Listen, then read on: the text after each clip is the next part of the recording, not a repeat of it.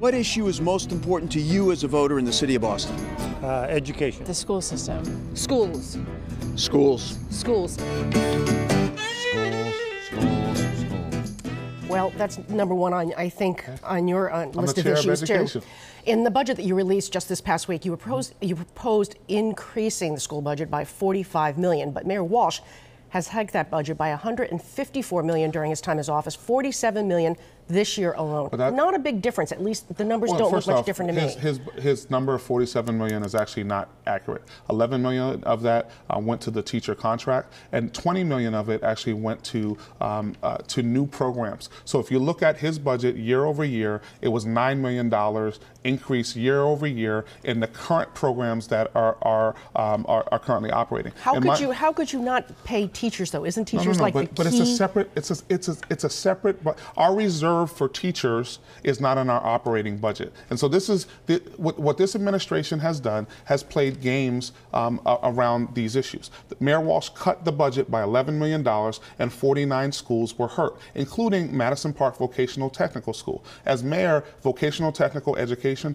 will be a very important component in my administration. But the reason why the money was cut was because the money followed the students, Yes. and this weighted student funding model, which was approved in 2011, was also approved by you. Actually, no? Weighted student funding is a manner in which money is distributed. What I would simply say is this: Mayor Walsh has diluted those weights. And so you need to ask him about that dilution. This is adding water to milk, and we're getting now skim milk. What is happening in our Boston Public Schools is we're underfunding the Boston Public Schools. 3,500 young people walked out in this administration. If that were if money was going up, that wouldn't be the case. Parents protested his state of the city based on these issues. And year over year, he closed the Mattahunt School the same night that he was proposing a helicopter pad. He wants an MLK statue, but he is actually cutting from the MLK school. I don't mean to cut you off, but we are running close on time. I want to talk about climate change. That's the next issue. Okay.